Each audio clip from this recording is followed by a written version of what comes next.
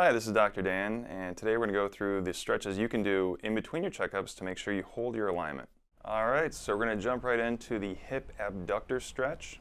So this is one of my favorite stretches. You're going to be stretching the area of the side of the hip and butt. This really tightens up when you sit.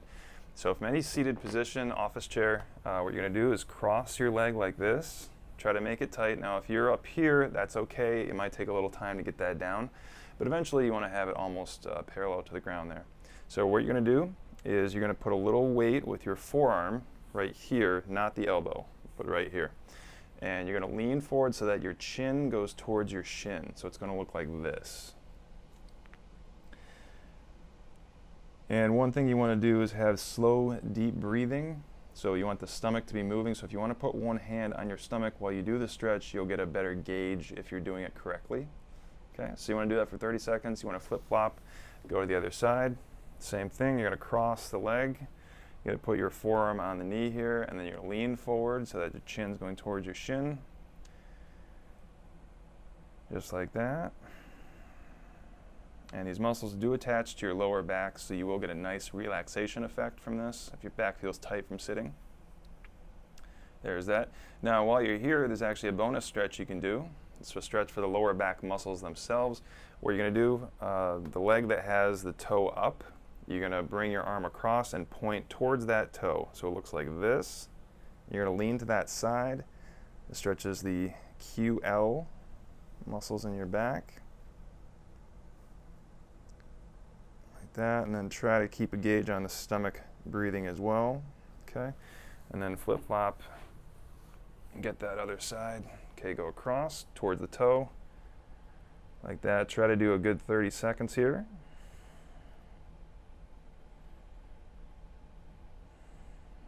Very good. So the next one we're going to do is for the hamstring. This is the back, the thigh here, back of the leg. This will tighten up quite a bit if you are sitting. So you can do this from your office chair if you're at a computer. What you're going to do is make sure the knee is locked out so the knee is not bent like this. It's nice and straight. And then reach for the toe. The key thing here is you need to be at the very edge of the chair. As you can tell, my hamstrings are very tight, so you do these quite a bit. Now, if you can't get to your toe, that's okay. Just go to wherever it feels tight. So eventually you will be able to get there, but it might take a little time. Then you want to flip-flop, go to the other side. Okay, so reach for the toe there. Now, if your knee starts to buckle or come up where it bends, then you're going too far. So just go to where you can get a good stretch. As long as you feel the pulling right back here, that's the spot you're looking for. So 30 seconds, you're good. So just go to where you can get a good stretch there, but keep everything locked out. And also keep the toe pointing up or back towards you. Don't let the toe point away from you. All right, the next one we're going to talk about is the hip flexor. So the hip flexor is right in the front here, almost in the groin area. So when you're doing a lot of sitting, what it does is this muscle stays tight. It forces your body to go like this, which puts a lot of strain on your lower back. So in order to relax that, you can stretch it like this. You're going to take kind of a lunging stance where both toes are going in the same direction. Now, whichever leg is back, everything is going to go that way. So if my right leg is back, everything's going to go to the right. Okay? Rock the hip forward like this. You should feel a pull in the front of the femur head. Then you're going to raise your right arm like this, and then you're slowly going to turn towards the right side until you feel that pull. Mine's pretty tight, so it's going to go right there. Some people are going to go a little farther back here, but as long as you get that tension, that's all you need. And then slow, deep breathing, about 30 seconds. Very good. Okay, now we're going to do the left side. So we're doing this side here. Try to get that lunging stance. Make sure the feet are both going the same direction. Rock the hip forward. Okay, left side, so it's going to be left arm up. Okay, turn a little bit to your left, pull right there. Okay, and slow, deep breathing. If you want to put your hand in your stomach so you get that gauge if you're breathing correctly, do that. And go for 30 seconds, and you're good. All right, so the next stretches we're going to do are the ones for the calves. So if you are on concrete all day, you're doing construction or cross country, track, or an athlete, these can get really tight. They can cause problems with your ankles or your knee. So what you want to do is put your heel close to the wall like that, and then you're going to lean in like this. If you played sports, you may have done this one, very common in track, cross country. Now, the closer your heel goes to the wall, the more intense the stretch is. So this would be a more intense version. So depending on what you're looking for, you can do that. Then you want to switch it up, go to the opposite side.